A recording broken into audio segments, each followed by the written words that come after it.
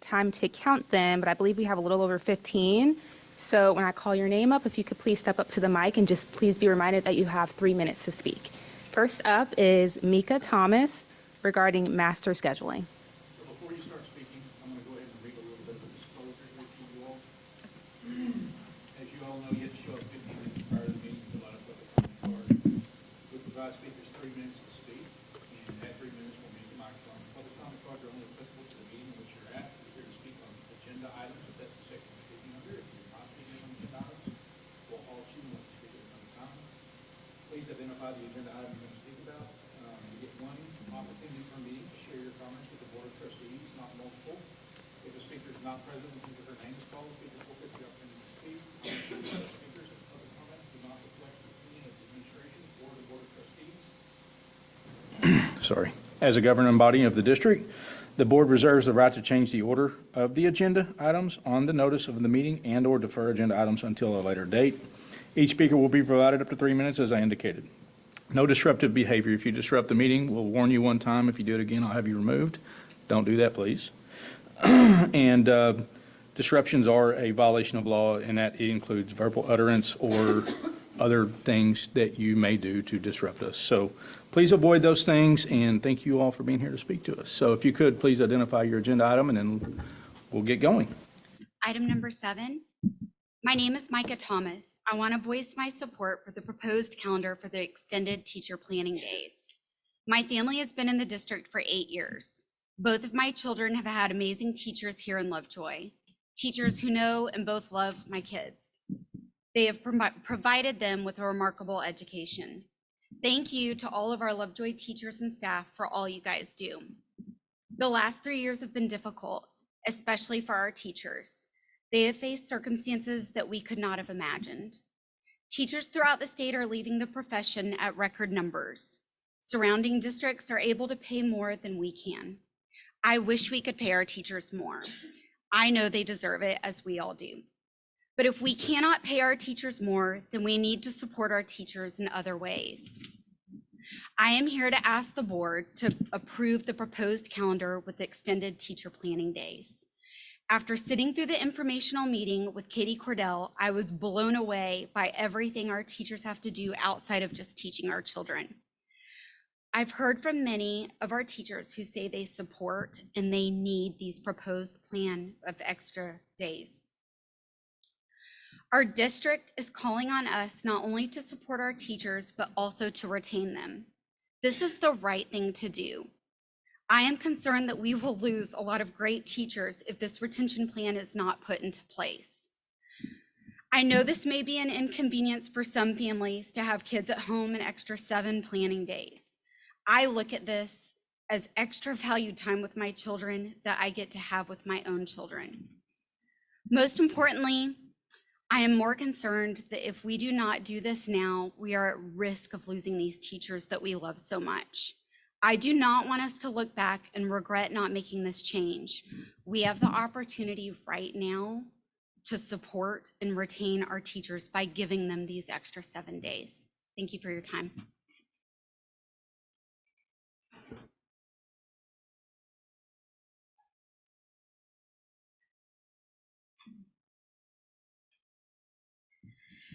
Hi, my name is Courtney Alford. I've been a teacher in Lovejoy for 16 years, and my son Austin has been a student in the district since kindergarten and is now in 7th grade at Willow Springs.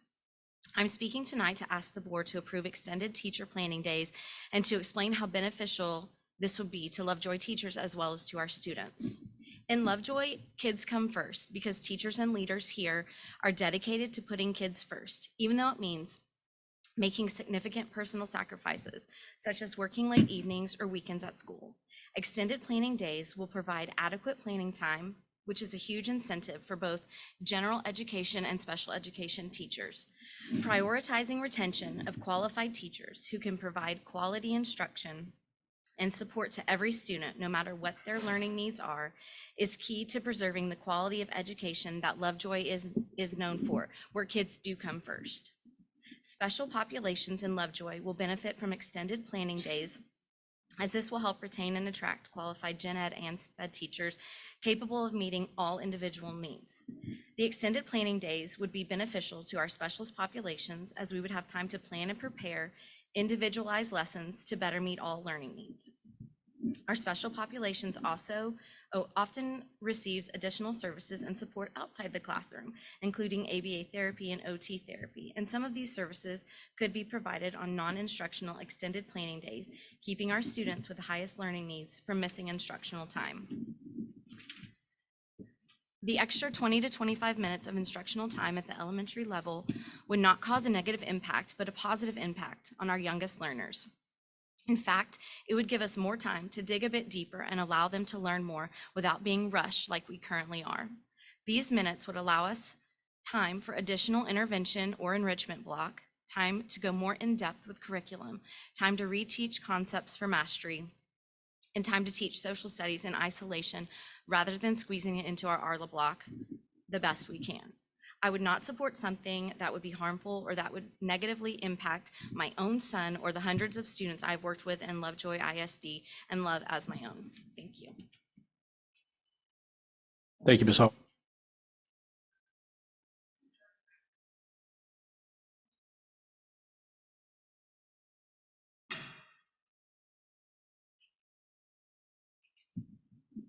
I'm speaking on agenda item number 7. I'm a teacher and parent who lives in the district. This is my 15th year of teaching and my 4th in Lovejoy. Being a teacher has always meant making sacrifices. As teachers, we willingly sacrifice our own money all year long to fill our classrooms with things we know our students need. We sacrifice Saturday morning sleep-ins to go to our students' 8 a.m. games to build relationships. We sacrifice nights of sleep worrying about students who may be struggling emotionally or academically. We gladly make those sacrifices because we love our students and we love what we do. Many of us sacrificed offered Rift money just a few years ago because we love this district and wanted to stay and teach here as opposed to another one nearby. However, due to all of the added job requirements and responsibilities that have been added to our plates in the last few years, the sacrifice that we are now being asked to make is time with our own children and families in order to ensure that we are meeting the needs of yours. That is no longer a sacrifice that feels comfortable. Currently, we have 1 hour a day to plan. At the elementary level, that time is devoted to team planning to develop the lessons that will be taught during whole group instruction in all subject areas. In order to do this planning as an effective PLC, that requires 4 to 5 of our 1 hour planning times, as well as about an hour after school. While this planning is imperative to quality instruction, it does not in any way actually mean we are ready to present to or fully teach our students. To deliver these lessons in engaging and interactive ways, slides are often needed to be created in all subject areas. Materials need to be gathered, prepared, and organized. Often lessons need to be reworked prior to the day's instruction to ensure mastery or growth in all students as the week progresses. Material needs to be reviewed to ensure effective delivery. Stations must be planned and set up, and time must be spent planning for and gathering materials for reteaching any misconceptions. These are all things that must be done in order to present lessons effectively each day. Outside of our team planning time, we plan for and organize supplies for 7 to 10 small group lessons each day in multiple content areas, and plan and create intervention and enrichment lessons to ensure all students' needs are met. On top of teaching, we must also respond to emails, update PST information, attend additional campus and district meetings, grade papers and seesaw work, collaborate with special education teachers, instructional aides, and curriculum department heads in order to ensure that we are meeting all academic needs, and handle follow-up procedures to behavior and academic situations that may arise. With only enough time currently to plan with our teams for whole group instruction, the remainder of these tasks and prep work must all be done in our own time, nights and weekends that could instead be spent with our own children and families, but must be sacrificed in order to be ready to deliver the effective, high-quality instruction that Lovejoy is known for. As more and more duties and responsibilities have been added to our plates, more and more of our personal time is being sacrificed, causing our teachers to burn out at astronomical rates. The extended planning days being looked at will not eliminate the work that teachers are having to do outside of contract time on evenings and weekends, but could help lessen the significant load we currently face each day. I am hopeful that you vote in favor of giving teachers this added time through the proposed extended planning days.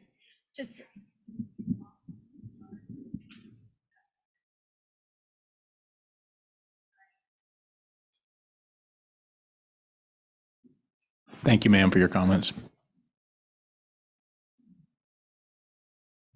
Okay, I'm speaking on item number 7. I am a first grade teacher at Hart Elementary, but before I was a teacher in Lovejoy, I was also a student as I attended here kindergarten through 12th grade. Some of my former teachers are actually sitting here in the room with me tonight. And these teachers and attending the school were some of the driving factors for me to want to come back and teach for our district. The Lovejoy community has been a huge part of my life, and I truly love getting to still be a part of it. I'm speaking tonight to share my insight as to why I believe that the time added to this school day due to additional staff planning days would not only be beneficial to staff, as you have heard and will hear, but to our students as well. When I began teaching in Lovejoy 4 years ago, our staff included reading and math interventionists. Within the last few years, we have lost these positions at the elementary level, which has in turn now made us not only the classroom teacher, but the interventionist for our students as well. Not only has losing these interventionists impacted me as a teacher, it has severely impacted our students, but having the extra time added in our school day could negate these effects. In our current daily schedule, we are given 30 minutes a day for leopard time, which we use to conduct intervention and enrichment opportunities for our students. This 30-minute block of time, though, is unfortunately only enough time to offer either reading language arts or math enrichment and intervention, and to a smaller number of students who it reached before. With the time that would be added to our school day, say it's 10 minutes, 15 minutes, 20 minutes, whatever it may be, this would allow teachers to have an additional block of time in our day to provide to our students not just one subject area of intervention and enrichment, but both math and reading to our students every single day. This will be a very beneficial change for our students, as it will provide all students with the opportunity to succeed in all subjects. If you guys choose to approve the additional planning days, the minutes that will need to be added to accommodate this will be minutes that are used to benefit our students and will help continue Lovejoy's legacy of excellence. Thank you. Thank you, Stephanie.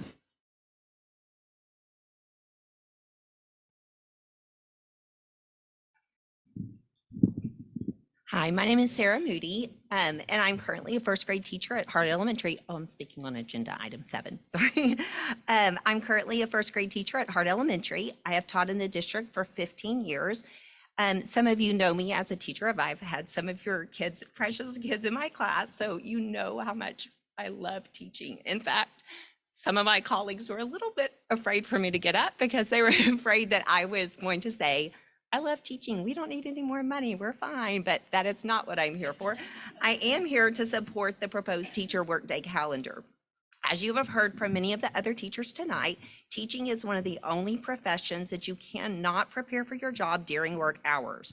Our students walk into our room at 7:45 and leave our rooms after carpool and loading buses at 3:25. This gives us approximately 20 minutes before school and 20 minutes after school during our contract time to prepare without students. In those 2 small windows of time, it is impossible to prepare and plan for the next day. Elementary teachers do get an hour, by the time we drop the kids off and come back, 45 minutes of planning time each day.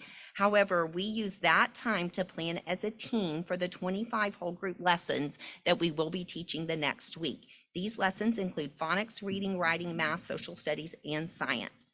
To prepare for these 25 lessons well, and to make sure that all students are afforded the same great lesson, we plan as a team 4 to 5 of those 45-minute periods. When our students leave at 3:25, teachers are then left to prepare small group lessons in math, writing, and reading on their own personal time. This averages to about 25 small group lessons per week. We also need to input data, prepare anchor charts, and gather books and supplies needed for our lessons. There is no possible way to do all of these things in the 20 minutes at the end of our day. Because of this, most teachers stay at school at least 1 hour per day, and if they have personal kids like I do and they need to get to their extracurricular activities, they often leave and come back on the weekends to finish the work. The time we sacrifice has increasingly become more and more each year, and honestly, no matter what the schedule changes, my team and I will do that every year, no matter what. However, there are a lot of teachers that are saying, we will not do this anymore. Sorry, I cry at things that don't need to be cried at. So I do not want you to think I'm complaining about any of these things because I do love what I do. But I do believe that a teacher workday calendar would greatly help balance teacher work life, which would not only help make happier, more energetic teachers who do not burn out easily, but it would also give us time to spend with our own kids and family as we could prepare for these small group lessons on our and other things that we're not preparing with our team on the teacher work days. Thank you. Thank you, Sarah.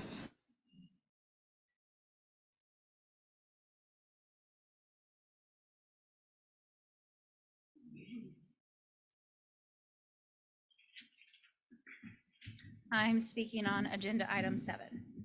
I'm a third grade teacher at Puster Elementary. My family and I have lived in Lovejoy ISD my whole life up until last year.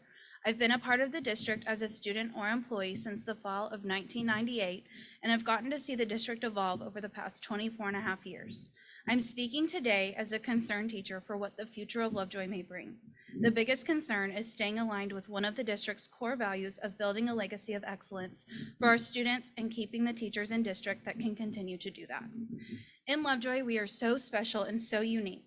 We're a small, tight-knit community that continuously shows up and rallies around one another for celebrations or whenever there's a need.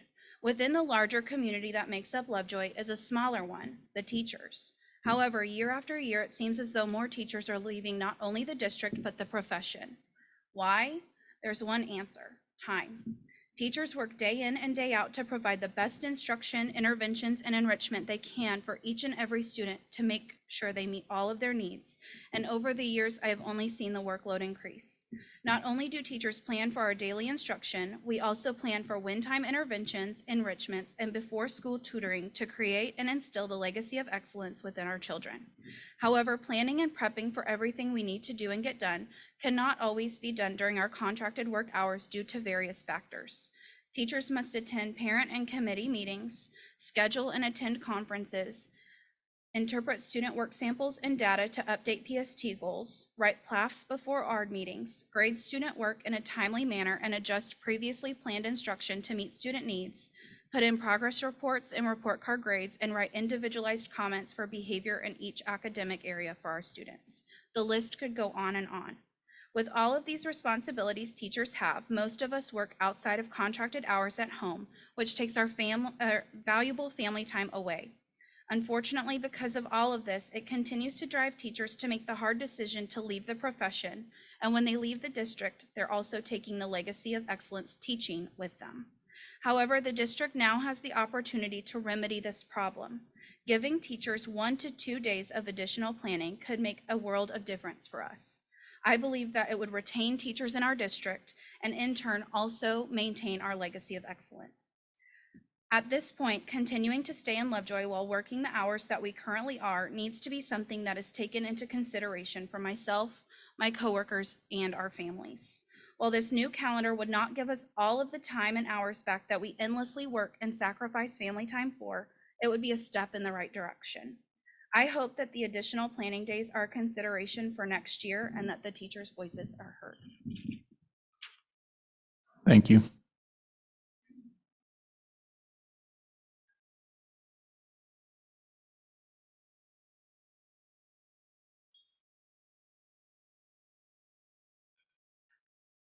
I'm speaking on agenda item 7. Many of my courageous peers have stood up here tonight to share their passion for this profession in this district, something we don't often do because we are servants to our community.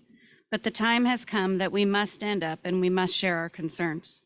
As a 28-year master teacher who has given her life to pursue a higher calling on it, my heart is breaking for our profession. I have always believed in public education.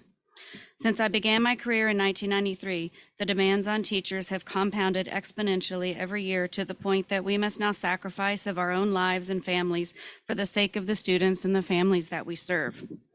I am eligible to retire at the end of this year, but have never even considered that thought until now. And unfortunately, it is being considered if nothing changes.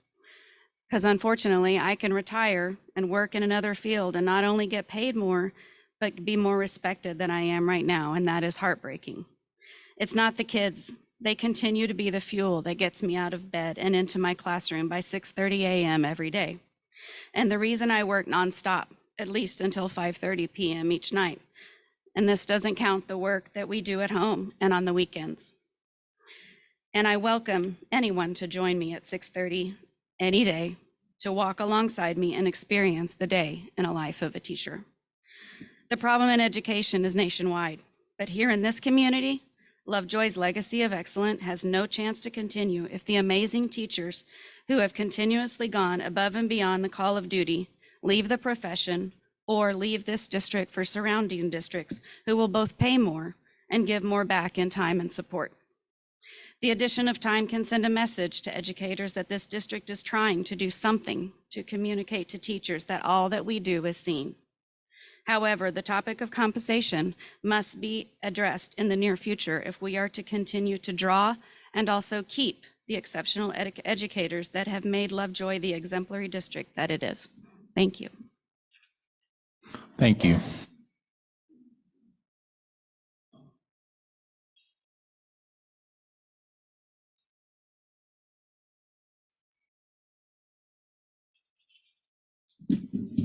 Good evening.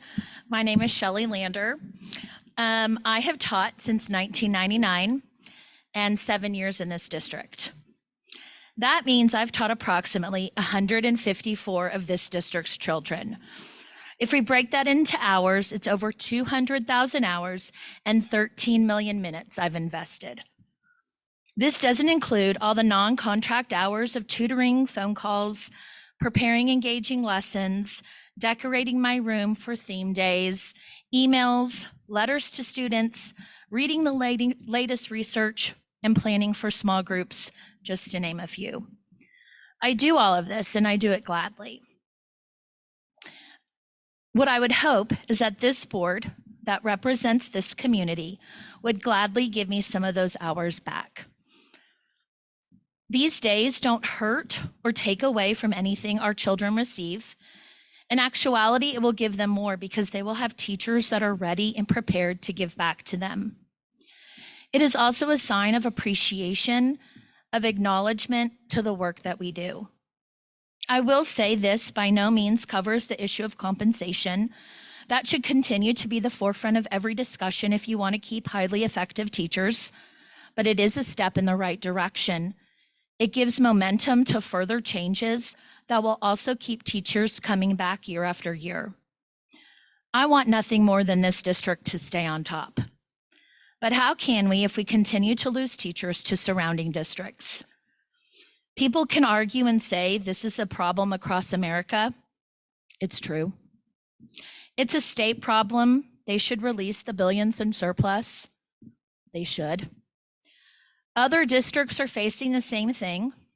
Again, true. But here's the deal. I don't work in another district. I work in this district. Your children go to this district. We are here. So what can we do to make an impact on where we are?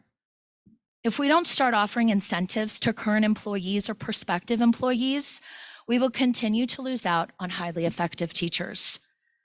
We can't rest on this is Lovejoy anymore. This community says it values teachers. It's time to act. Let's put those words into action by giving us the flex days we need to continue our legacy of excellence. Thank you. Thank you.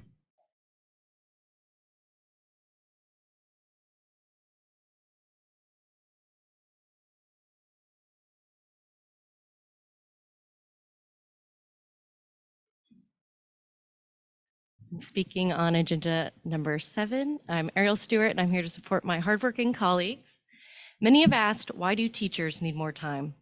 At each grade level, staff has varying levels of planning time and responsibilities, but I'll try to keep it as universal as possible because adding in teacher extended planning days, as is being discussed, is universally helpful to all involved in education, including our most important participants of our district, our students.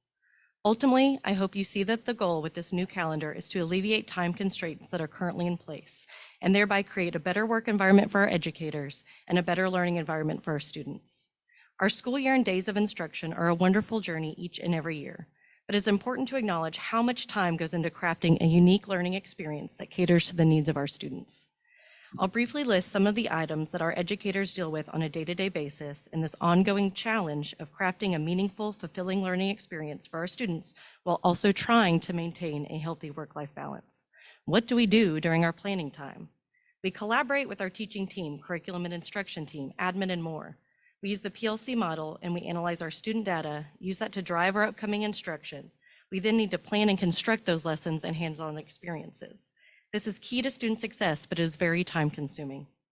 We then also need to plan for our WIN intervention time, which then includes analyzing more data for our students individually and then as a team, putting them in our groups to meet their appropriate level across our grade level, planning those materials to teach, and organizing them and sharing them with our teammates. Yes, we at the elementary level have a 1 hour planning block, but that also includes the time walking our kids to and from specials, stopping to check our mailboxes, checking our emails, communicating with our kids that need us during that time, and maybe even a chance to use the restroom. We have paperwork, we make copies, we have volunteers that help make us copies that we have to organize and spend time with, fixing the copy machine, work orders for technology if it's not working, vertical team meetings, committee meetings, staff meetings, trainings, and learning how to use the new materials and resources we're presented with. Grading, we need the time necessary to not only grade for mastery for each assignment, but also to put in the necessary time to provide differentiated feedback to each individual student to help them in our learning process. A very real time aspect of having students under our care is we are building relationships with them. Time is also spent meeting with parents, meeting with other colleagues in our school to conference about the students we share, addressing behavior needs or issues that arise, problem solving with our students, intervening and monitoring every student in our school because they're all our students. We bring our backpacks to the nurse when our kids are sick. We collect work for our students that are often absent. We clean our rooms, help organize, and keep it to be a nice place.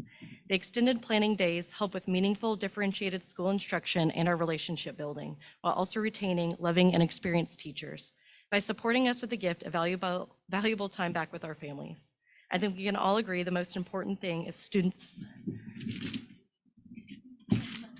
Thank you. Thank you, Ariel.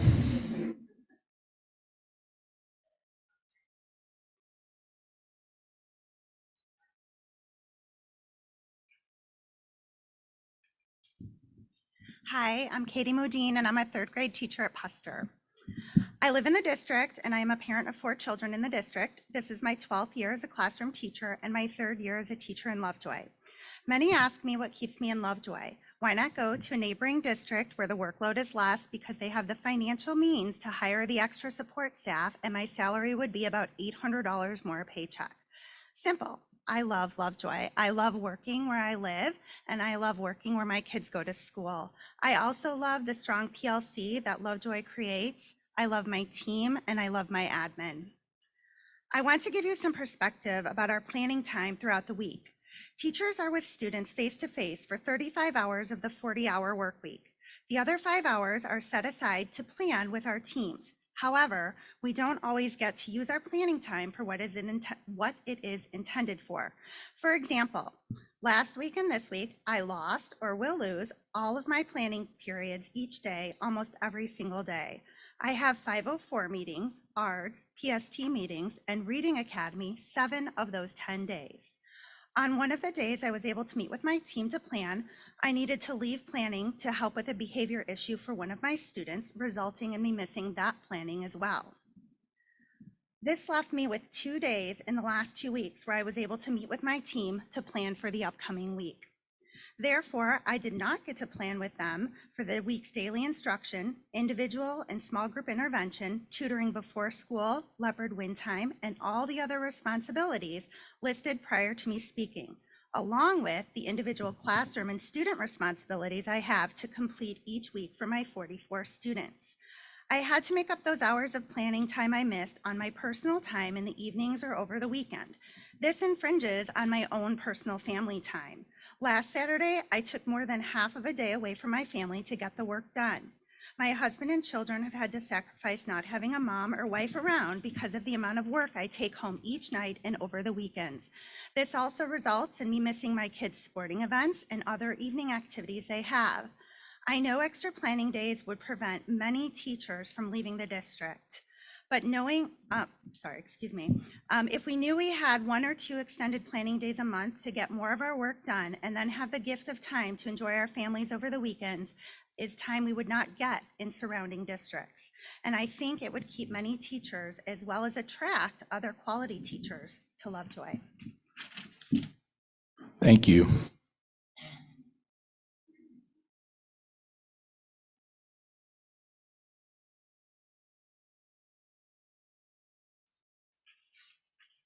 I'm speaking on agenda item number 7. Good evening. I am a 3rd grade teacher at Puster. I've had the pleasure of teaching at Puster since I first got hired in 2015, fresh out of college. I remember when I told my family and friends that I got hired, they looked at me and wondered if I was nervous to start in such an intimidating district. Throughout the years, though, comments are always made from strangers like, "Wow, I've heard there's so much work there. Why do you have to do all that?" Or, "It's not like that where I teach." Those comments never really bothered me because it was similar to the workload I had during my master's program. Nothing felt like too much. It felt normal to me, at least until now. I want to backtrack for a second. There's about a 13-year span between my siblings and I. We grew up in Plano, right down the road. My brother and sisters and I had the same teachers in almost all grades, K through 5. Because of the familiar faces, it always felt like home to me walking through the elementary school. At first, Puster seemed like it was going to be that kind of place. Up until a few years ago, I could almost describe Puster this same way, but over the years, we've lost more and more veteran teachers due to the workload/family life balance, salary compensation, among other factors. Sorry. Fast forward to now, any working mom, like me, will tell you that we wear many hats. At first, many of them include raising a family, being a homemaker, and for me, being a teacher in Lovejoy. My school day starts at around 7 a.m. on average when I walk through the door. I have about 30 minutes before my students arrive at my classroom at 7:30 for tutoring, small group interventions, then teaching until dismissal around when 3:30, around when dismissal is over. I am with my students between 7 to 8 hours a day. Even when I leave school by 4:15 each day to go pick up my own kids, I'm only with them until their bedtime at 7:30. That's about 3 hours a day with my own children. As soon as my kids go to sleep, it's go time, as we call it at home. My husband and I double down on household duties, prepping our kids things for the next day. Most nights, that means I'm not opening my school bag till 9 p.m. Sarah, it's our name. We cry at things, right? I try to work about an hour, so I'm getting adequate sleep to turn around and do it all again the next day. I'm constantly being asked why I continue to do this by family members and other teachers that I know personally who have left Lovejoy to go teach somewhere else. They're earning more money and their workload is considerably less. Right now, my why is because of the teachers that I work with and my team and my administration. In most districts, the starting rate is more than I make for new teachers, and I've been here for 8 years. So what's the solution? As we all know, monetary compensation is not possible at this time, even with the rate of inflation in today's economy. Give us more time back to our families, more time to get our jobs done since we are teaching with our students all day. Extra planning days will allow us to be able to use our time to do things like grade papers, update student data, make parent phone calls, return emails, look through formative assessments, to plan small group instruction, just to name a few. This would allow me the flexibility to leave school, work at school, spend the evenings with my family, and come refreshed and ready to go the next day. I fear that if we're not given these extra days, most of my team, who is here with me today, will not be returning. I fear my reason for coming to stay in Lovejoy is no longer going to be here, leaving me with a very difficult decision. Please consider these days to be vital in keeping the Lovejoy excellence that we all know and that we all hope stays here today. We all want to keep Lovejoy standing above the rest, so we need to make a change. Thank you for the consideration and the implementation of the extended planning days for the 23-24 school year. Thank you, Sarah.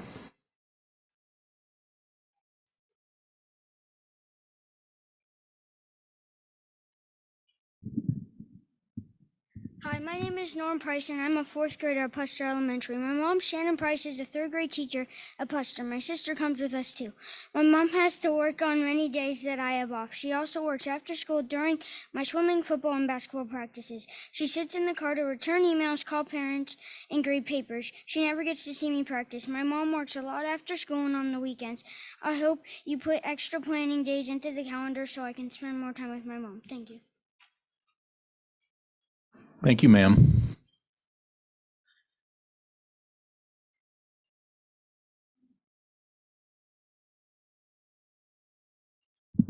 Oh, I have to go after that. Hello, my name is Shannon Price, and this is my 18th year teaching in Lovejoy. When I first moved here as a teacher, this was the place to be.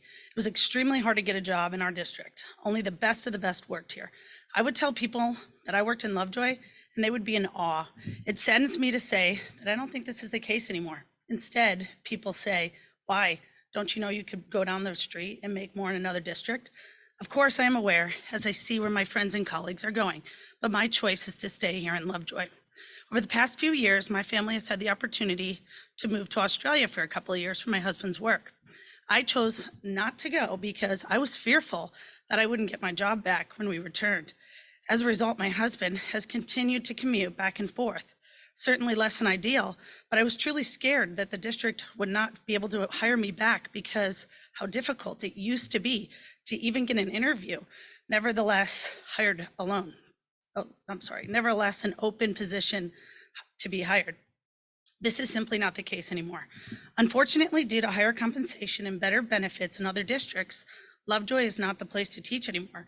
I have lost so many coworkers as a result to our budget challenges, and I'm very concerned about continuing the legacy of excellence as a parent have firsthand experience now seeing this happening with my own children's teachers. Approving the extended planning days in our calendar would allow Lovejoy to be more competitive when hiring new teachers and also retain the teachers that we currently have. Let's be realistic. The solutions teachers want is higher pay and better benefits. While this feels like a bit of a consolation prize, without passing this at a minimum, I'm fearful that we will lose even more teachers. I hope the board and community understands how important it is to put the revised calendar schedule with extended planning days in place. It is something that will help to continue the legacy of excellence, boost the morale of the existing staff, attract new teachers, and provide something in lieu of just more money, which clearly our district cannot compete with in comparison to other districts at this time. Thank you. Thank you, Shannon.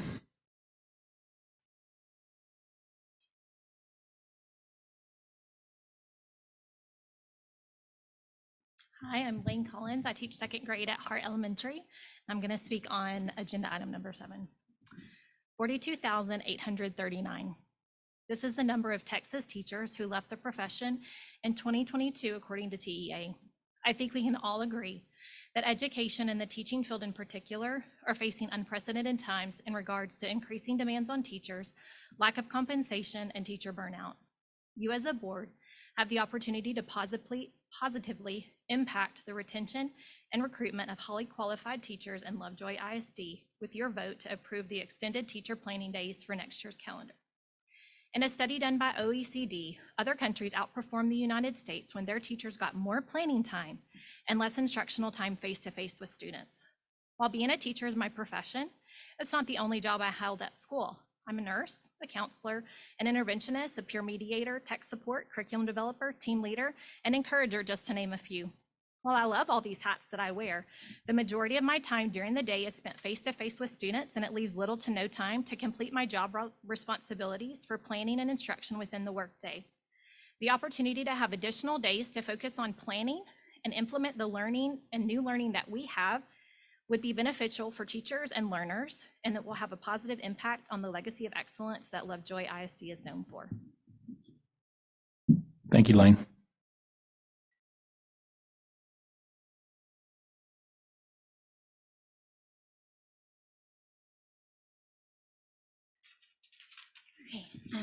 My name is Caroline DeLimba, and I'm speaking on agenda item 7.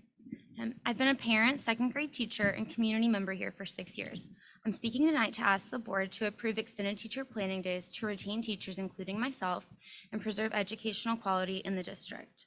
The day-to-day demands and unrealistic expectations of the teaching profession are difficult to understand without experiencing it firsthand. There's no other profession that has such expectations without support in the form of time, benefits, and compensation. Yet teachers in Lovejoy are expected to do even more in and out of the classroom than the average teacher, and to do it at a higher caliber than everywhere else. Yet we're given less support, inadequate time, and uncompetitive compensation for our monumental efforts and accomplishments for our students.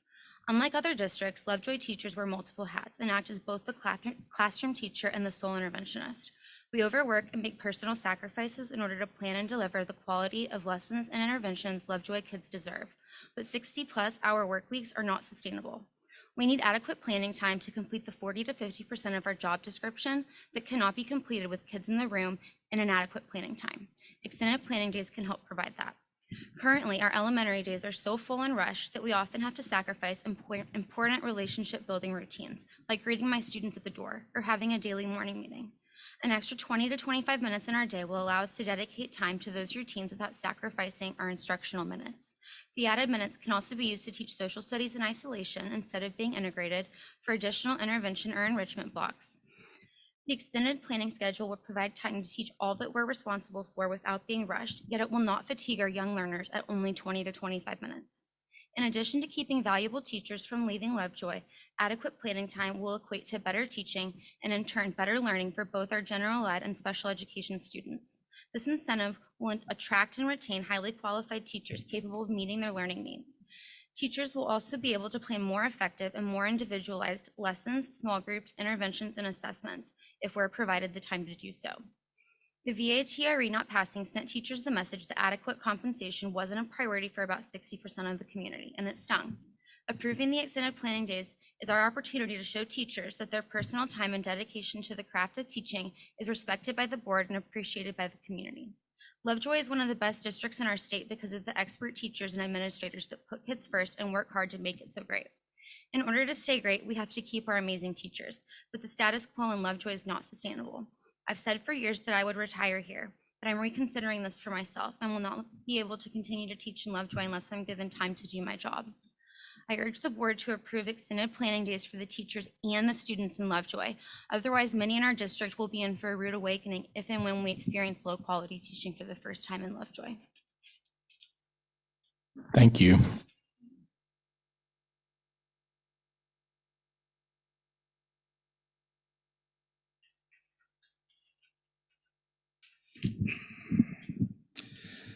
Hello, my name is Hayden Weir, and my wife is a second grade teacher in Lovejoy, and our son is a third grade student at Puster. We also have family who owns property in Lucas. My wife and all of her coworkers make significant personal sacrifices on a daily basis to deliver the best education possible for students in this district.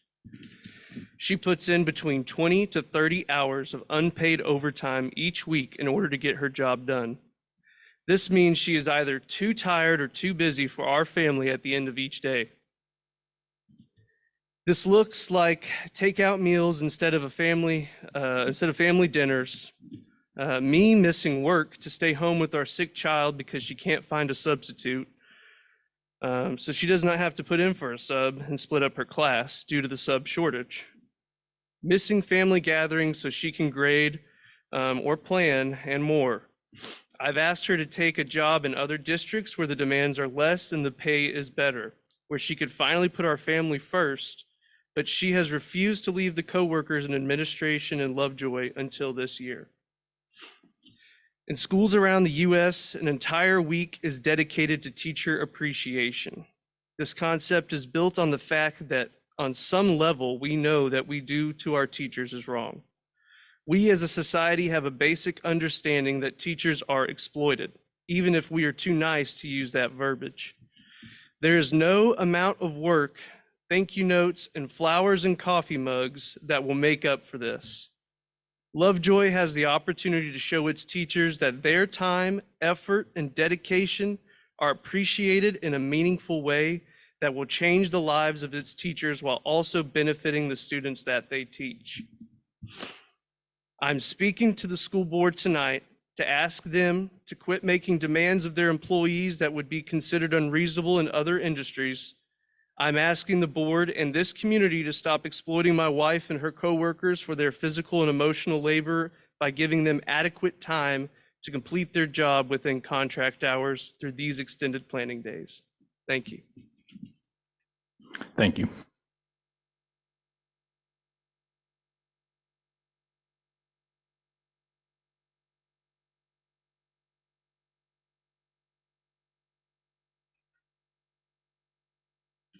Hello, I'm Lana Jasper, and I'm speaking on agenda item number 7. I have been a teacher for 27 years, and I currently teach 4th grade at Puster Elementary. My goal is to paint a picture for you of what a typical day for teachers looks like. I start in the morning with a House Bill group at 7:30, immediately followed by leopard time, where we share small groups from 8 to 8:30. By this time, an hour has passed and I haven't even scratched the surface of needs that need to be addressed.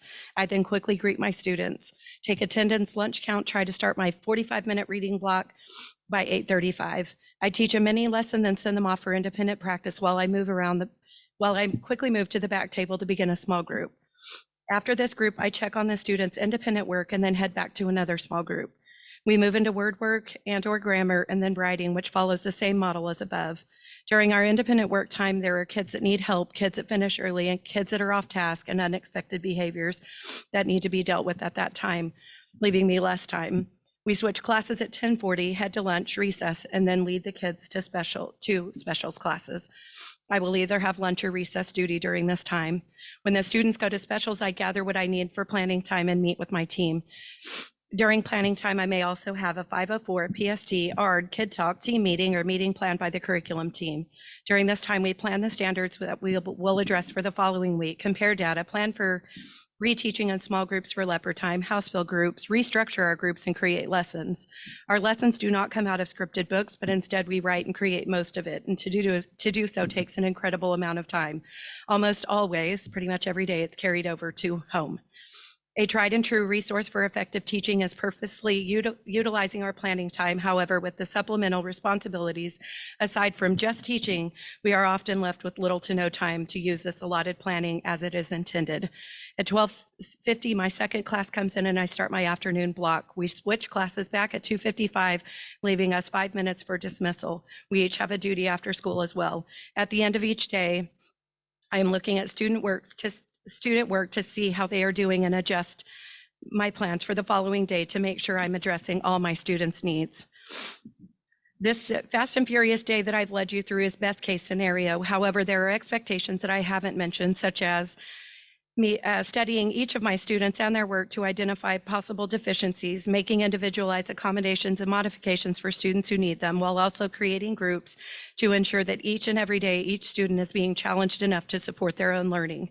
My hope for you is that your decision favors that of the Lovejoy teachers and the students, so we can continue to provide superior educational opportunities that would be supported by additional planning time. I do not come here to perpetuate the notion that teachers want more time off than we have, but rather desperately need more planning time and time in the day to meet these expectations that our students rightfully deserve. Additional planning time would be greatly beneficial for our learners and the effectiveness of our instruction. I love being a teacher. I love my students deeply, and I love Lovejoy. We ask that you support us in providing the calendar that allows us to continue our legacy of excellence. Thank you. Thank you.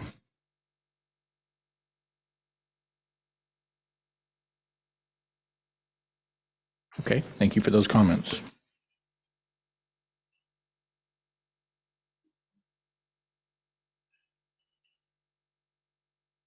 All right, item 6, consider and act on the Director of Safety and Security.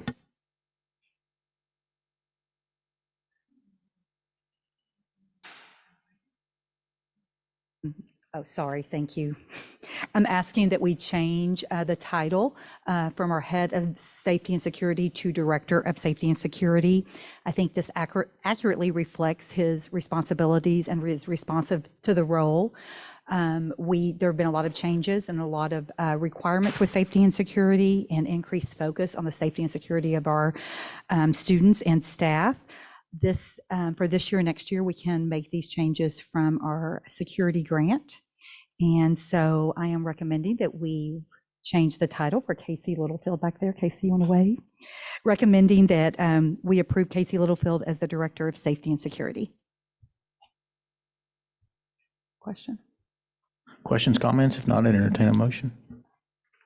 I'll make the motion to change his title. But I also want to say, Casey, you're so valuable, and I'm so grateful for you. And for everyone that's paying attention, there's bad stuff going on in a lot of schools. Right. And we are so lucky that we have Casey and his team. So this is just a small gesture, I think. So I definitely make the motion. I second. Motion made by Ann and second by Amy. All in favor? Opposed? Thank you. And Casey, thank you gratefully.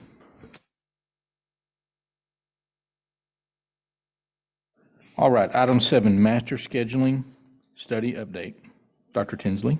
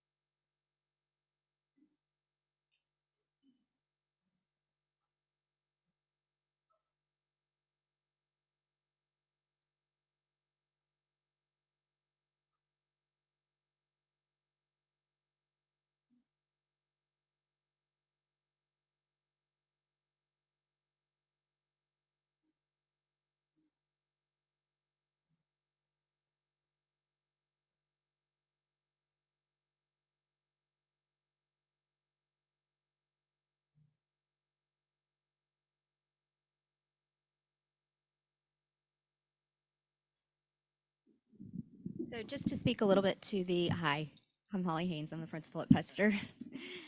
Thank you for the opportunity to share my perspective tonight. With regards to the applicant pool, I've been a hiring administrator in Lovejoy ISD for 7 years as an AP or as a principal. And I will tell you that it has changed drastically as of last year. Last year was the first real taste of the shortage that we're dealing with. I think it's the first year that it really hit us hard at home. In the past, we have easily had 75 plus highly qualified applicants, many more applicants than that, but 75 that we could close our eyes and pick from and put in the classroom and feel very, very comfortable with them teaching our children. Last year, we had maybe 7 to 10 highly qualified applicants, and some of those chose not to come to Lovejoy even after offered. I had new to teaching teachers turn me down last year. My feelings were hurt. We're not used to that, and it is different for us. It's a very, very different hiring environment, and that's it. It's tough. And then from a secondary perspective, with some of the experiences I've been through, so in 2018, my first job as a building principal was to open up a new middle school.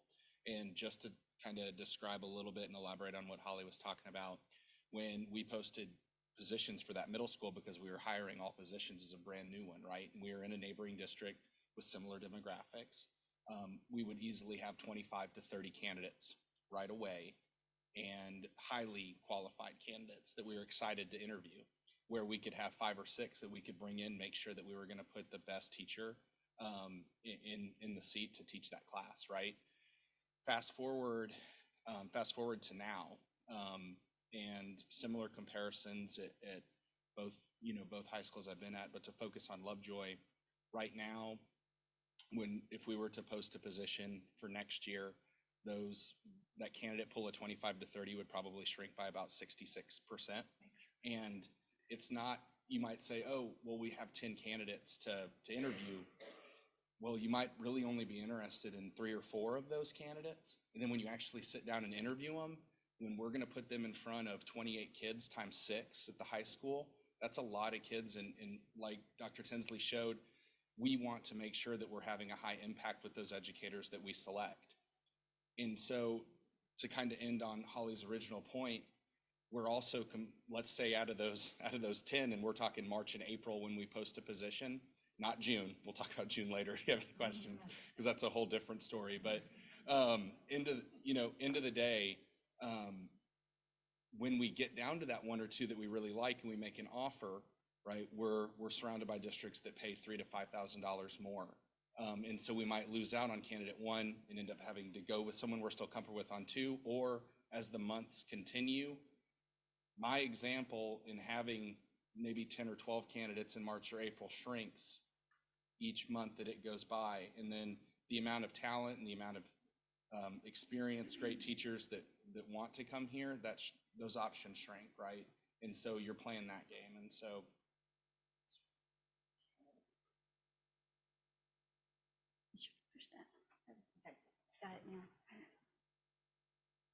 All we have to do is push a button, and we keep forgetting to push the button. So we're getting text that says we can't hear you. So we think we have it fixed, though. Okay, staff retention. Some of the things that we do really well here in Lovejoy is we want to engage with our staff. We want them to know how important they are. We want them to have a voice. We see them here tonight. We feel that they do feel that way. We want them to feel comfortable. We also want to support them, and we do offer a very generous extended leave. Some of these things that most other districts do not have. So we even offer, after you use your 10 days, we have staff members that can take off more time, up to 10 days, and just use the cost of a sub and not have to be docked their pay, things like that. Appreciation, recognition, it's very important to us. We're already getting ready for end of the year staff party, so watch out, tug of war. We're gonna be doing that, planning that soon. And also even engaging with our guest educators and providing professional development, building their capacity, celebrating them. Looking at that out of district where our teachers can bring their kiddos to the campus that they are on, and also providing a shuttle. That's a big thing. When we are trying to get teachers to come here. We talk about all those types of things, providing that shuttle. And providing professional development, as well as, looking at even those small things like supplemental benefits and coverage. Can we get better rates and better coverage for that? As far as recruiting, we're very excited to say this in the spring, in January, we started our first T-class resident teachers. We had 5. If any of you had that, shake your head, had a student teacher out there. For the fall, we have 9 signed up. So we're pretty excited about that. So we're hoping to keep it doubled. Pre-service teachers, we want people to come in. We want, let them to see our schools so we can hire them. And then, of course, as far as our department, just streamlining application processes. We're really looking at that workflow, looking at who's involved, using a Google Doc so we can get a name and number. And because we know applications can be very tedious, a lot of people don't want to complete them, but if we can get a name and number and help you through that process, we will. What we find the most is networking, people telling everybody how great the district is, our teachers speaking up, recruiting their friends, but that's a huge recruitment effort. We'll continue to have job fairs. We were pretty successful on our February 25th. We'll do one probably in May and July.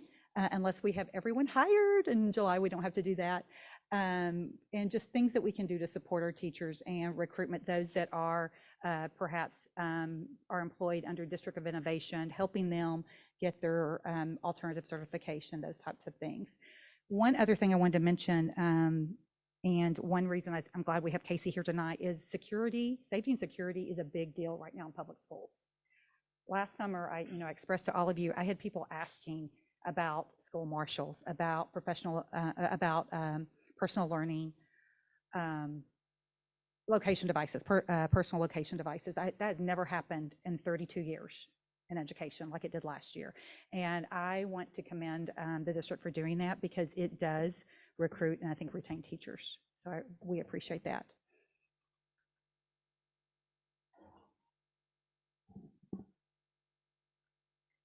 Okay, so as I said, we're going to focus next on how to looking at teacher value and teacher time and looking at the planning opportunities. Just wanted to bring this slide forward because this was the survey results from parents and staff regarding the additional staff planning days, and of all the models, this was the one that was most comparable. This is also just some teacher comments or quotes that from this is the Texas vacancy, the teacher vacancy task force that the Commissioner of Education led. And I would say that probably, and based on what you heard tonight too, is emulate some of these same quotes here. And what the study was showing is that teachers work an average of 60 to 65 hours, and 60 might even be on the low end. Travis, you want to comment any more about this, of what from your standpoint as a principal? Right, and we've heard a lot about this tonight, but staying with the some things that we're proactively doing or recommending, for lack of a better word, but staying with the 8-period day, and having our secondary teachers have the 45-minute conference and the 45-minute planning, right, in that model, as well as looking at some of these other models to honor their time. With the feedback that we're getting, that work-life balance is crucial, and so we're not going to, on this slide, we're not going to read every quote there, but anything that we can do, recruitment-wise, but especially retention-wise, to show our teachers that we're listening is what this slide illustrates, because when they're talking about that they need extra time to put the best lessons possible on the table for our kids, given the feedback that they deserve, plus spend the time with their families, they're right on.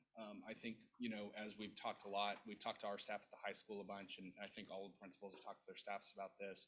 And we understand that one of the needs was financial, and they appreciate the recommendation. And when Ms. Koenig talks also about the benefits on top of a possible 3%, that's one edge of the sword. The other sword now is time, not only for our students, but for our families, right? When we look at, Team Lovejoy from that sense. And so that's really kind of sums up that slide. And I would say with both this study and the Charles Butt Foundation study, it really aligned to what the feedback that we're receiving from teachers here in Lovejoy. Okay, so Holly is going to talk a little bit about, give you insight into the day of an elementary teacher. You've heard some of it already, so that y'all may have stolen I her won't thunder a belabor little bit, this so. anymore. I mean, I think our teachers did a really phenomenal job of painting a picture of how they're spending the planning hours they do have on campus. I will just note that, you know, I said they have 7.5 hours of planning each week. That's a very generous number, as you heard. That's if they don't have lunch and recess duty and/or one or the other, and most have one or the other every day. We do try to involve volunteers to offer some relief and create some rotation, but we've learned that we really need a certified teacher on those duties. We tried really hard, and it really didn't end up coming to fruition that was creating all this extra planning we were hoping for our teachers. It's by the time you get them there and get back and deal with the discipline that happened because you weren't there in the first place, it didn't really work out like we'd really hoped, but it was an effort. There was an attempt. And then we mentioned already that their planning times do get eaten up with very necessary meetings. These are meetings that are required to take great care of our kids, and we need their teacher in those meetings for that to happen. We have made some efforts to try to protect certain days. Okay, we're not gonna have meetings on these 2 days out of the week, so you can count on those for team planning days.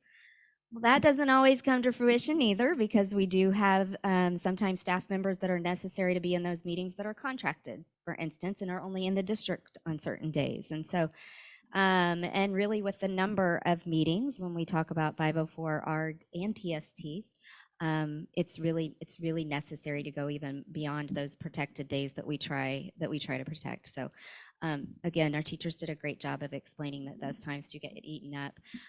They shared with you all the things that don't happen in those 4 or 5 hours they actually do get, or 2 hours, or 1 hour and 10 days, or whatever it happens to be. They're both, as an administrator in this district, having been a teacher in this district, as a parent in this district, there really isn't anything on this slide or the following slide that I would want removed from my child's experience in the classroom. This planning time is absolutely crucial to ensure that our students receive an aligned experience, that they're not receiving one experience that's at this level in one classroom and one experience that's at this level and a less level of rigor taking place in this classroom. That evens out as a result of the collaborative planning. And I will tell you that 95% of the things on these 2 lists were things that I was expected to do as a classroom teacher years and years and years ago. It's not that many years, but several years ago. Maybe not years and years and years. But we know these are best practices, and there is a direct correlation to these planning practices that are on these 2 slides and the level of excellence that we get from our students and that we give to our students. Direct correlation. It happens in planning. Once I'm in front of my kids in the classroom, that's where I'm implementing everything we discussed and everything we planned. Right? That's the icing on the cake once I'm in front of the kids. It happens at the base of the iceberg, right? Everything that's under the water. The tip is just when I'm in front of my kids in the classroom. The only thing I would say that maybe didn't get mentioned that is really a crucial point for me personally as an administrator, I've seen the work that some of my team on my special education staff have done to begin implementing pockets of co-teach at the elementary level. This has been a practice in place at upper grade levels, and really not at the elementary. It's really been more, it's either inclusion or resource pullout. And really we're finding we're meeting a whole lot of kids' needs in that co-teach environment. It's almost musical when you see it in the classroom, the ebb and flow between the 2 teachers that are working together. And gosh, y'all, I saw it in a classroom the other day, 2nd grader who was raising his hand and taking risks in that classroom and answering questions and feeling confidence that I did not see in him as a 1st grader last year. I saw a pretty unhappy, grouchy 1st grader last year, if I'm being completely honest. I observed him in a resource environment. I happened to be observing his teacher, and he was the student. And totally different kid, and I 100% attribute it to the work they've done with that co-teach environment. But that special education teacher and that general education teacher have to have that time to plan together, and it can be very challenging given that our special education teachers serve multiple grades, not just that one grade, and finding that common planning time. And I do think that this would help tremendously with that. So I would venture, I don't want to speak for my teachers, but I'm going to, because that's what I do. I don't think they want anything removed off these two lists. They just want the time to do their job and do it well. You know, in the past, we would get subs, and we would get subs for an entire grade level, and we would have what we called extended planning days. And we were able to give them maybe 3 throughout the week, and we budgeted for these subs. And I know after our teachers got that day, that they would have this like sense of relief, like we've got so much done. We had this whole day together, and we got all this planning taken care of, and they'd feel caught up for, you know, a couple weeks. And then it's like, okay, and now we're sinking again because we just haven't had the time to keep that momentum going. We haven't had the time.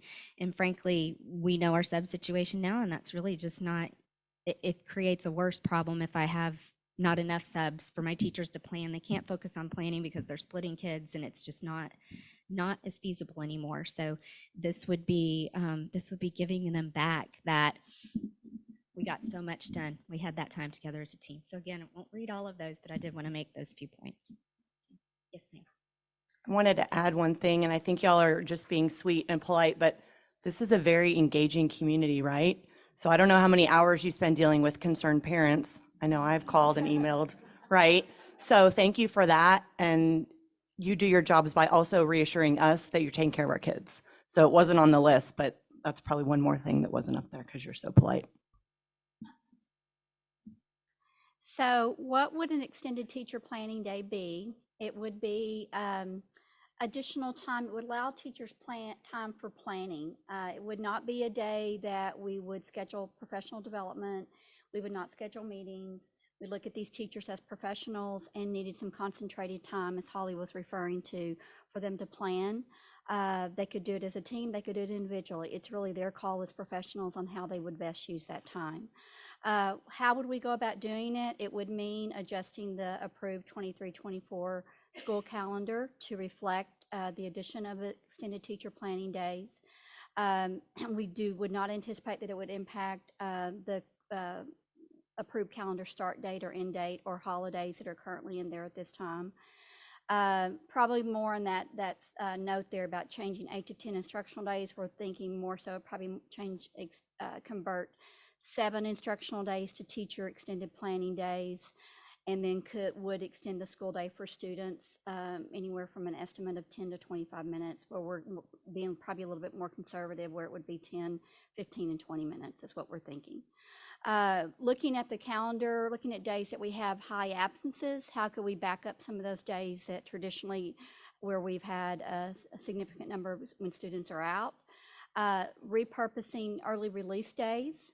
Some of the early release days, not the high school early release days for exams, but early release days that we have across the district for extended teacher planning days, and then repurposing some existing professional development days for planning days.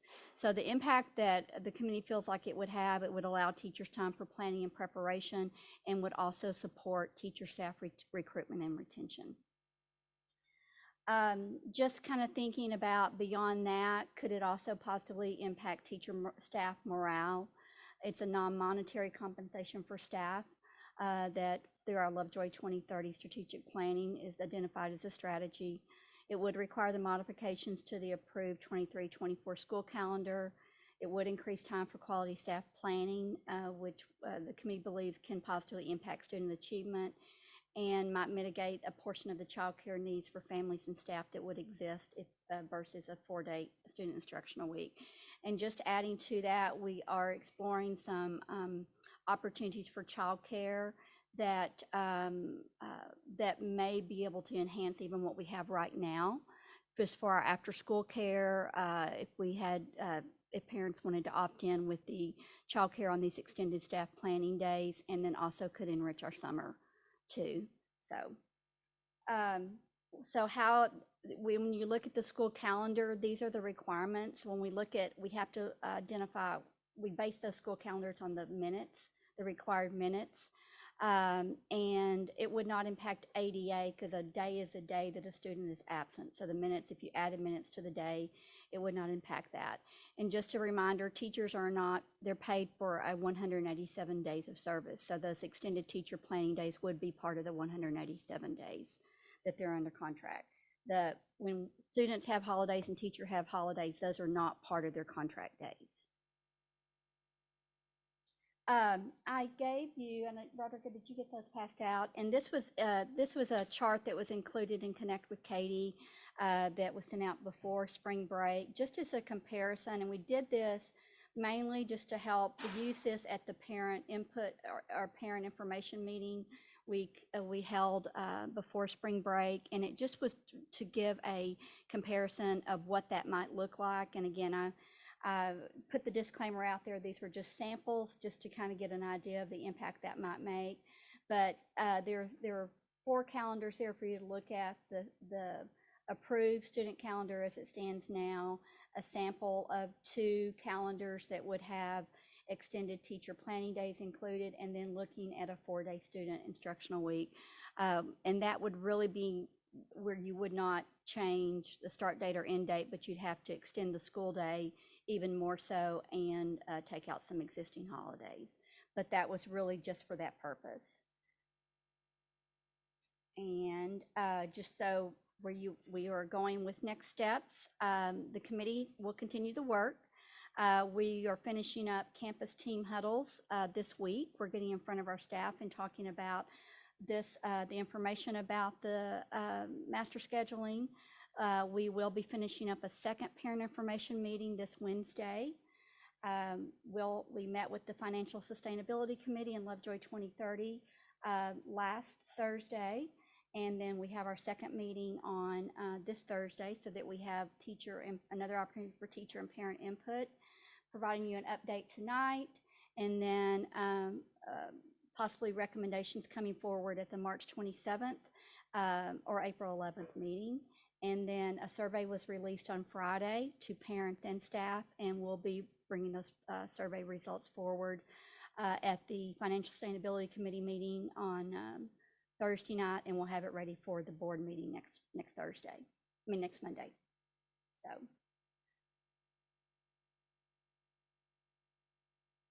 Questions, board?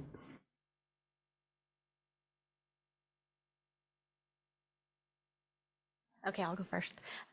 Thank you, all of you. It's been very compelling to hear your voice. We hear about your voice, but to actually hear your voice, for me, has been very meaningful, and I appreciate you taking even more time to come to a board meeting to speak to us and to prepare very thoughtful, logical requests. I think what I got out of this, well, a lot of things, but what I would love to see moving forward is more committees continually hearing teacher voice of, like, I heard interventionists a lot, that the loss of that. I'd love for them to be able to, in a day, tell us what is it that's going to make my day more efficient and make things more meaningful for kids. You're the ones doing the work. So if we have a committee continually evaluating, I would love to see that, not just about this master schedule, but the work they do every day and how it can be done best needs to come from their voice. That's been the most impactful thing for me tonight, for sure.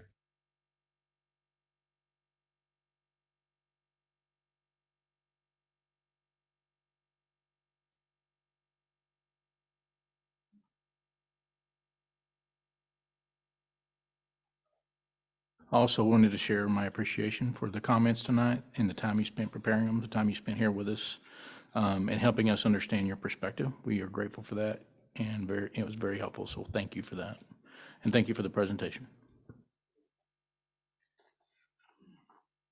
All right, we will move on now to item 8, technology and instructional materials presentation. Okay, thank you. I wanted to get in front of you just to give you, you've been hearing updates about our technology inventory process and also our instructional materials. And we are ready to provide some findings for you and put some dollar amounts to that tonight. So just as a timeline on the technology side, we did a preliminary student device inventory back at the beginning of the year. And we identified that we had some significant gaps on devices that would support student testing. And as you know, the STAR testing is all going online this year, so students will be taking it on Chromebooks, is what our plan is. So we came to you in November. You approved up to purchase the funding to purchase Chromebooks using some previous bond monies. For student testing. Those have arrived, and we've got those on our campuses where we saw the need, particularly, but it's mainly focused on testing. But we did communicate at that time that we needed to do some additional work on really getting to the point where we were clear about our current state when it comes to technology needs. John Korb came on board with us. We were excited to have him join us in January, and he's done a phenomenal job moving us forward and getting us to a much closer current state of understanding where our needs are. We've gone through and redone some inventories of student and teacher devices. We still have some areas that we need to do some further study on. He's also done some analysis of some of our common areas with audiovisual enhancements, servers, and access points. And then we've been wanting to have a strategic cycle so we don't end up where we are right now, so that we have a refresh plan moving forward so that we keep on top of where our needs are when it comes to whether it's our infrastructure, our systems, or our devices. We've been looking at budget sources to secure the needed technology sources. And so this month, we're going to be talking about in just a few minutes about use of bond funds to respond to those district and campus technology needs, but we still have continued analysis. So I just want to make that real clear that we believe will surface through the capital planning committee work. And then the other thing we are adding, we decided to go ahead and purchase it. We did not really have a good inventory system for our technology devices. So we have located one that will serve as that, and also our instructional materials, so that we know where we stand and we can keep track of where things are going and where our needs are. So we are in the process of getting that purchased and up and going very soon. So when we looked at our gaps from the audiovisual enhancements piece, we're projecting approximately about $500,000 with a significant amount of that being over at the high school auditorium. Student devices that would get us through 2 years, we're projecting about $360,000. Staff devices, which we believe is another enhancement for teacher and staff recruitment, because it would provide teachers flexibility to work, from home if they do not have a device. Right now, we do have, desktops for our teachers to use. Some have laptops. It's kind of been dependent on the campus whether they wanted to purchase it or not, or they were purchased the grants. But the goal is that we would have laptops for all of our professionals.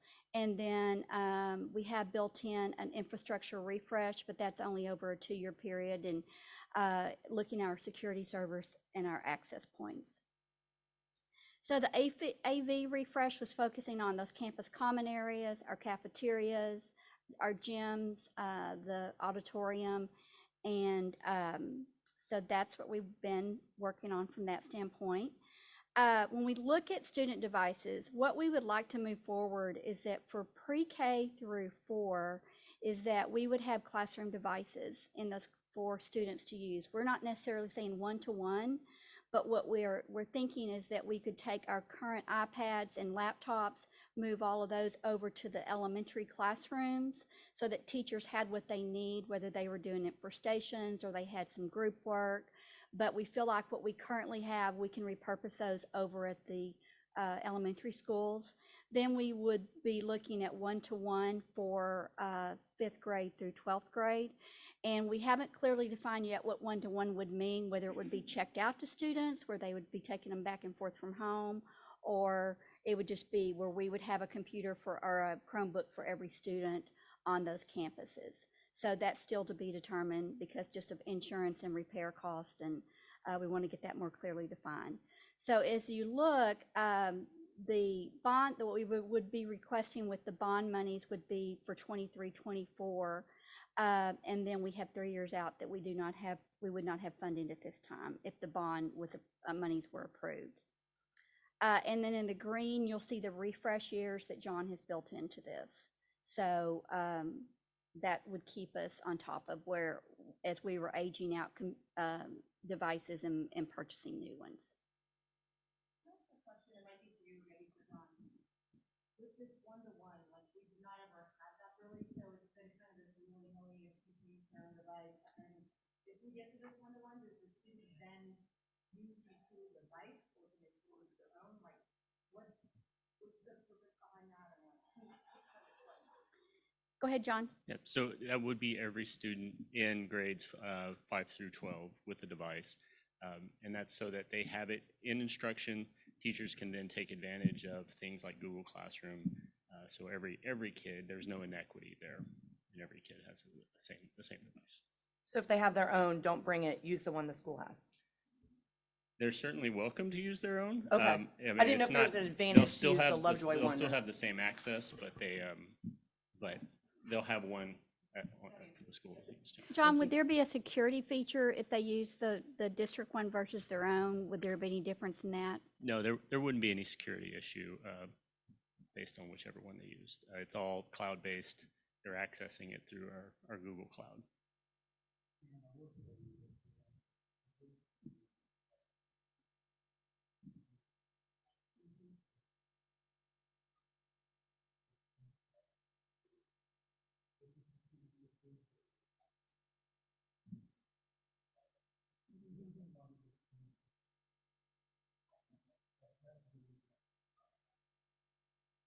There are a couple advantages to having students on our devices. One being that our teachers, it's easier for our teachers in a couple ways. They can utilize a program that we have called Go Guardian, and it also helps keep students safer. And they can monitor what students are doing. And one click of a couple buttons, they can make sure all of their students are looking at the same screen. From a classroom management standpoint, they also can send students individual messages or send the whole class a message 4 more minutes till we come back to whole group. So make sure you have your questions ready. So that is a huge advantage. The other is when we think about having lean staff in terms of technology on our campuses for any troubleshooting of issues, that becomes much easier when students are on our own devices, whereas having a teacher in a classroom who's having to manage a whole bunch of different devices and trying to help students troubleshoot devices that don't belong to us, that can add time. So when we're looking at staff devices, so if we were moving into the 23-24 school year to ensure that all staff members would have a laptop, the projected cost is $400,000. This would be a tiered refresh as well. The challenge if we started and we added each year, we would not be able to ensure that all staff members next year would have a computer, and we felt that that was super important and also might be a recruitment tool as well. So when you look at the technology infrastructure, we're talking about security camera enhancements and then also some access points. John, you want to speak a little bit more to this? Absolutely. Right now, our security camera infrastructure is fairly old, end of life. We actually had, just this past month, a couple of instances where we had to replace servers at the high school that were recording security camera footage. So it's struggling along. We're keeping it running, but this is certainly a big need for us right now. So that's why that's in there. We're looking for the next 2 years to kind of have that covered. Certainly could use more to get all the servers updated, but we're going to tier that approach. And then last but not least, same goes with our Wi-Fi infrastructure. Our access points are, again, reaching that end of life point. So we want to tier that replacement, move campus by campus, start updating those as we can. And this proposal includes those access points as well? Correct. That's access points and the associated controllers. I have a question. Is this just the servers or is it the cameras themselves as well? It is the servers right now. Our cameras, we typically replace those one at a time. They're fairly durable. A lot of times when you replace a camera infrastructure, you replace the backbone. You don't replace the individual endpoints. So that I feel like that's probably an approach we'll take. We may replace some of the server support, but we won't go out and get each individual camera. I guess, just a quick follow-up would be, I certainly know there's some limitations with quality, but do you feel like we have enough security cameras where we need them in order to capture all of the points where we might have a student? So this is a great point. There's a line where security and technology interact, and I'll say that that's definitely something that we're working with our security team, with our new operations director, to kind of see what are some areas that maybe we're not approaching. Maybe we can improve some camera quality in certain areas so that we get better pictures, things like that. But we're not quite there on having that defined. And keep in mind, this isn't the final assessment of things. This is initially where we're at. And then we've got the capital assessment process that we're going to go through, and security cameras, to John's point, will be part of that. So this is maintaining what we currently have. Any other questions about technology? Okay, I'm going to lead into the instructional materials. I believe I shared this at the last board meeting, but we started the inventory in September, and these are the findings that we had from the inventory. We identified that there were several areas that we did not even have primary instructional resources for teachers to access. So when they don't have those instructional resources, that takes time, and they're searching and trying to locate what they need. We also identified that we had some resources that were outdated. Some we had did not align with the text and the course standards. And I think that's a result of it, because we didn't provide it. Teachers were just searching for what they needed. We had some issues with age appropriateness. We had some being used with some younger kids that really were probably not appropriate. Also some areas with alignment with district and community values. And then decisions we were making that could be sustainable over time. So were we investing in resources, but yet we did not have a plan to sustain it past that year of purchase. So some actions we've taken is that we've prioritized our immediate needs and developed a budget to cover where the gaps are, but also to sustain beyond this school year and where we feel like those sources can come from. We've also, and with that piece, and then you saw where we are with the technology. So timeline, again, we mentioned September we started this. We've spent October, November, and even a good part of December that we were reviewing the inventory. And as you can imagine, there are thousands and thousands of instructional materials that we're using in our classrooms throughout this district. So we have worked with vendors to determine the projected costs for those materials. We identified priorities for purchasing and drafted a plan. And we're recommending what I'm going to show you in just a minute, that these materials are used. We would use existing bond funds to close the gap, and then again we purchased an inventory system so that we do not end up where we are right now. So, and we're even getting to the point to where our ideal state is to where we could have a standard like this is what you would have in a kindergarten classroom. This is what you would have in a 5th grade science classroom, so that we keep those standards and equity across the district and across the courses and teachers as well. So where we identified the gaps with language arts for K2 and English 4, we have seen a need. The K2 is the Hegarty Phonics, which right now it's a part of the balanced reading approach we take. Right now we have one Hegarty Phonics book per grade level, which makes it very difficult for teachers on planning. So that is what we're proposing purchasing one for all K2 teachers so that they have that resource. And it would be a one-time purchase. You do not have to purchase that annually. And then our English 4 course does not have a primary instructional resource right now. That would be a reoccurring cost that we would propose we use with our IMAP monies that we receive from the state. And we're hoping the IMAP monies are going to return back to the original funding prior to COVID so that we can sustain this over the 2-year period. But we won't know that amount until the legislative session is over. Math K through 5, I brought forward last time, we do not have a primary instructional resource for K5 math. There is one right now on the adoption list, the one that we're looking at that would be free.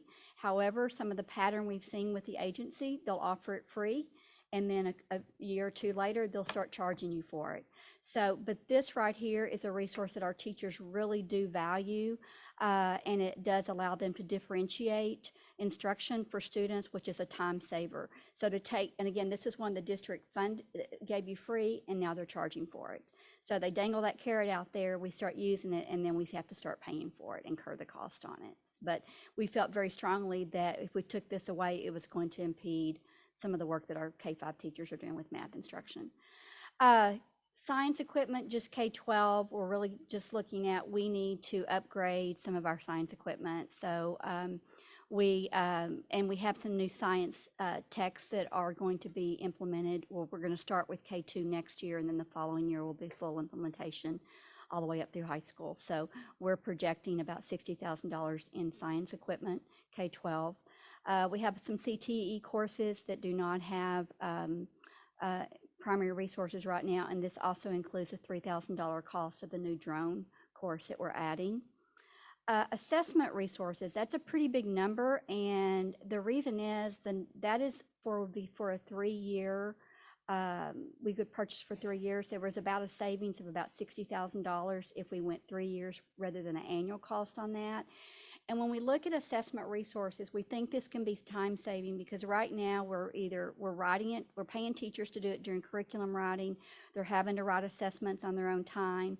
Also, TEA will put out assessments for our teachers to use, and then they'll pull back and start charging for them. So when we totaled up what we were currently paying in assessments, resources, and adding this, we felt like this was a better approach. Plus it was more comprehensive. It would cover reading, math, science, and also some of our end of course. And so it would put some of those screeners in place that our teachers are needing when we talk about the MTSS process too. Advanced placement, we see about $300 with a course there. With some elective courses where there are gaps, about $5,000. And then I've mentioned the instructional materials resource manager system. The initial setup was $21,000. We found some current budget money that we're going to use for that, but the annual cost will be about $9,000 on that. So if bond monies were approved for that, then we could just repurpose those funds for that purpose. So the total is about $432,600 is what we would project to get us up to par to where we would have just your basic instructional materials across all courses. So, questions?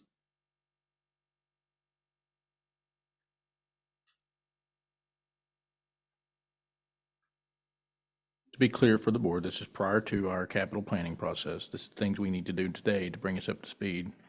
And as we proactively plan ahead, we'll be having other things that we need to address as well. Correct. Correct? Mm-hmm. Any other questions for Dr. Tinsley? Thank you very much. Item 9, Ms. Cabrera, use of bond funds and capital plan and capital needs.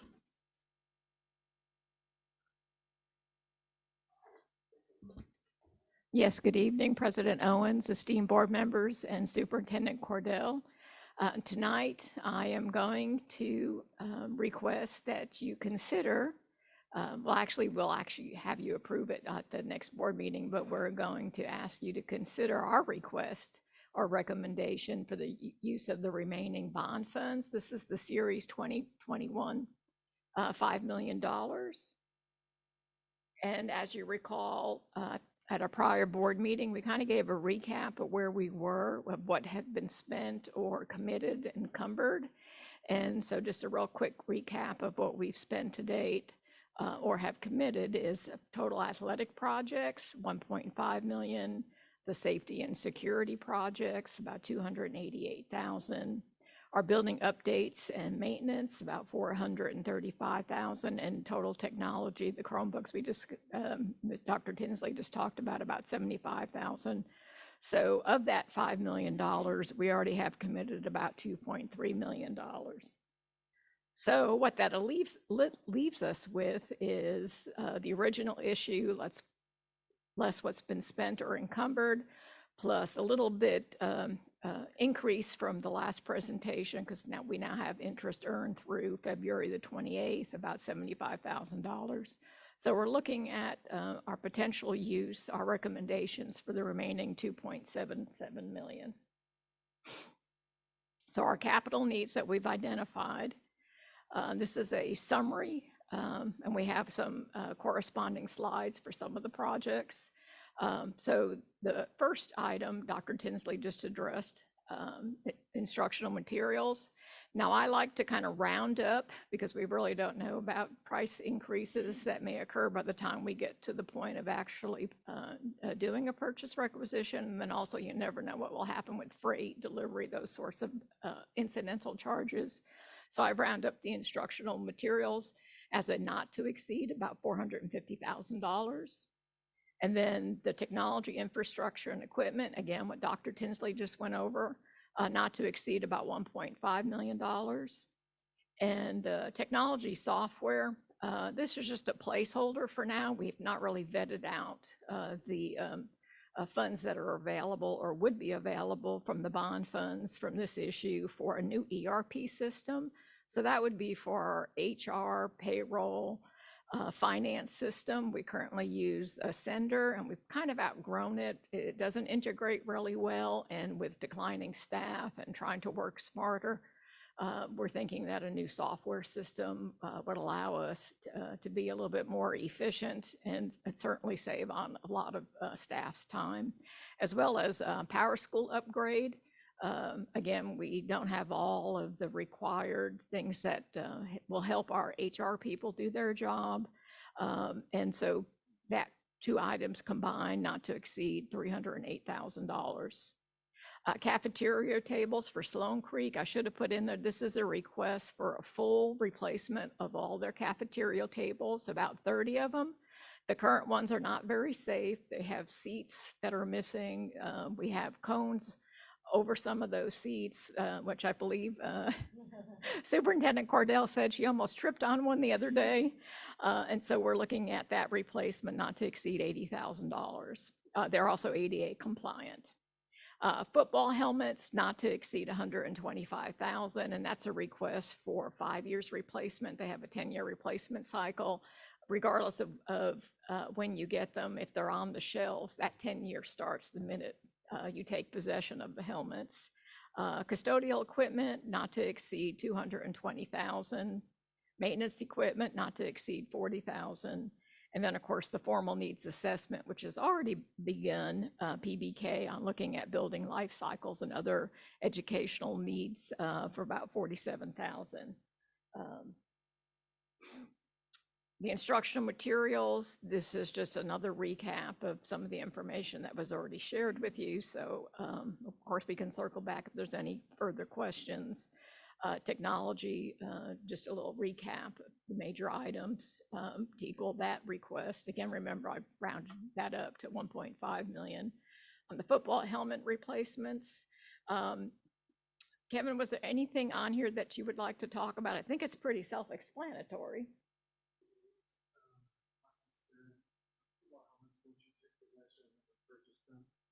Because of all of the safety guidelines that go into football and the safety equipment, and they have a 10-year lifespan.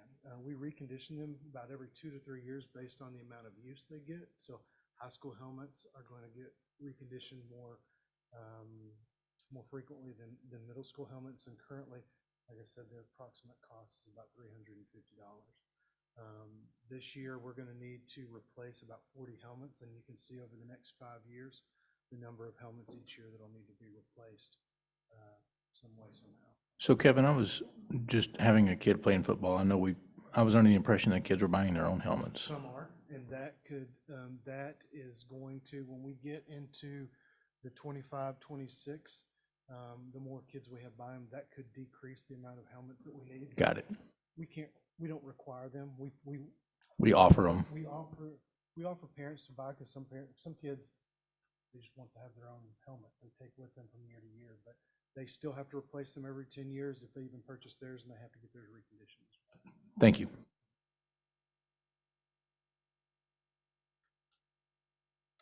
On the custodial, this is exactly the same slide we shared with you. So I was just bringing it back for all the different items that were requested to be purchased.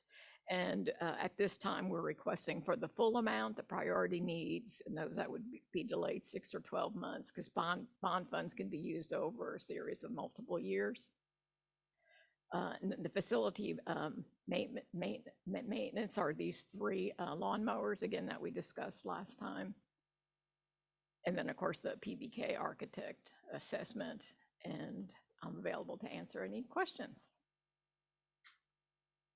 I will also note that we have Alex and Rico here, who are outstanding and go above and beyond every day, as do their teams, and they are here to answer any questions that you might have. Just a presentation, correct? You're making the request at our next board meeting. You keep saying request that we do this, so just making sure that we're not missing something here. No, the consider an act will be brought to you for the next Monday night's board meeting. Perfect.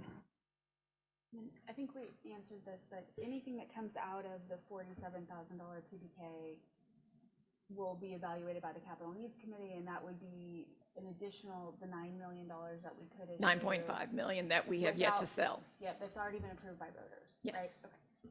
Authorized but unissued.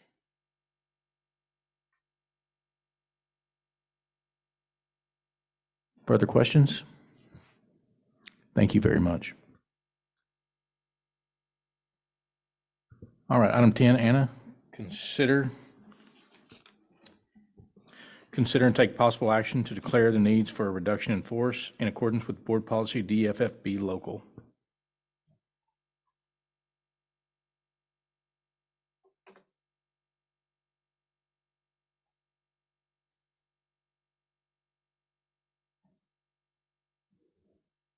Good evening, everyone. This is not something that I look forward to. In fact, I've been dreading this all night and all weekend, knowing that we've had to talk about this. First of all, I just wanted to present you with some information about a reduction in force program change. This is something that, of course, for the past 2 years, we've been trying to avoid doing.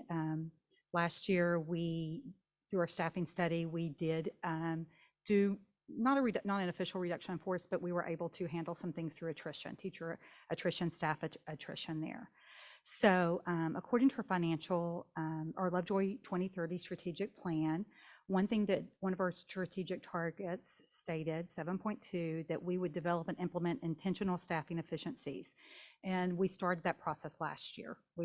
Every single position we recommended, we reviewed it at cabinet, we looked at salary, we looked at where they are in the compensation plan, if that was a need, if that was a want. We were pretty specific and intentional when we looked at positions going into the 22-23 school year. Some of the things on here that we talked about were staffing guidelines, looking at master scheduling, looking at contract days, job descriptions when we brought people in. We also looked at stipends. Could we combine some positions, making it more efficient? Also, as you recall, we had some areas of overstaffing that we had to work with, and we did all that through attrition, which was great. Once again, we're looking at that again. We've started the zero-based budgeting and some of those types of things that we're doing and continuing to look at finances. But tonight, we're really talking about some of our challenges. And of course, here in Lovejoy, we do want to retain that legacy of excellence. Our students do great in that performance, and we want to keep that here. That's what makes us special. We do have some other challenges. We have teacher staff retention, recruitment, and support, and of course, responding to funding challenges there. Some of the actions that were taken back in 21-22, we did identify the priorities you did as a board: fund balance, compensation, attendance, and enrollment. We established stakeholder, the Financial Sustainability Committee. We did of course, the Lovejoy 2030 Committee. We looked at capacity assessment, how many kiddos our buildings would hold. We looked at the demographic study, looking at also enrollment numbers, how many kids were moving into the district. We know that 400 kids are graduating every year, and we have about 180, 180 kids in kindergarten. So that's significantly different. And of course, once again, looking at zero-based budgeting, those types of things. This year, as Katie has addressed this slide, I think multiple times, is we looked at, once again, we updated that demographic study. We met with him once today. We're looking at staffing and efficiencies there, and the capacity of the buildings. Looking at our budget 3 years out. We did, recommend a VATRE, hoping to also help avoid this. That did not pass, so there are other measures that we have to take in place. Once again, we've got to have that fund balance where we need it, so we can pay our teachers and our staff. And also we need to, recruit and retain. And so employee compensation is important there. One thing that I wanted to share with you, our master scheduling committee has looked at all areas of master scheduling, so to see if there are some staffing efficiencies that could be done. We've also, once again, looked at that student projection. We're reviewing all those master schedules, department responsibilities here at admin on campuses. This is a non-exhaustive list, but I feel like we're really making some strides and trying to look at everything we can do to help our staff and our teachers. We also went back and I pulled exactly how many employees we had. And in 2018 and 2019, there were 637. And there was a RIF that year, a reduction in force, and then it went up that following year to 640. 2021, there was also apparently a RIF that year, a program RIF, reduction in force, what took it down by 20. And then 21-22, we did not do, entering that year was 600, and then this year we entered at 530, which all that was done through attrition. You'll see numbers from about 520 to about 535 for this year because we've done better on hiring bus drivers. We've hired some, also have hired some of those hard to fill areas there, everything from tech apps to aides and some of those types of positions. We are doing a little bit better on hiring. I know in December that was about 510 number, so just to bring you some awareness there. So when we look at a reduction in force due to program change, we look at board policy DFFB local. And basically what that says is when a reduction in force is due to a program change, requires a non-renewal of a term contract. A program change may be due, for example, a redirection of resources, efforts to improve efficiency, which is what we're hoping to do, a change in enrollment, a lack of student response to a particular course offering, legislative revisions to programs, or reorganization or consolidation of two or more individual schools, departments, or districts. We're really looking at improving our efficiency here, okay? We're not eliminating any opportunities for students. That is not on the table at all. We do not want to do that. We have that legacy of excellence, and we want to continue that legacy of excellence. What we're wanting to do is reallocate resources for our students, okay? And put those resources in other areas there. So as you can see, a program change does mean elimination, reorganization, all those types of things. Non-renewal, the definition is the termination of a term contract at the end of a contract period. So it could impact some employees that are on a term contract there. Basically, what happens here is that we look at criteria when we go through a reduction in force. And the criteria here are listed in an order of importance, and we have to apply those. That's our board policy. We have to identify employees who least satisfy the criteria and therefore are subject to the reduction in force. So the first is qualifications for current or projected assignment. So we look at everyone's certification. We look at endorsements.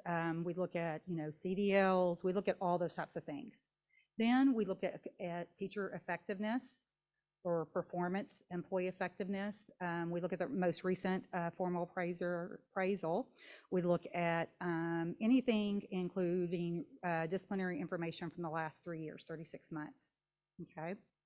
And then from there, we look at extra duties, assignments, department grade level chairs, band directors, those types of things, and then professional background and experience, and last, seniority. So as we look at this reduction in force, we would specifically go through those steps to identify those that would be impacted there. An employee who does receive a notice of proposed non-renewal may apply for any available position. So but basically what we want to do is once we identify the program, so tonight, all I'm asking you to do is act and consider and act on a reduction in force.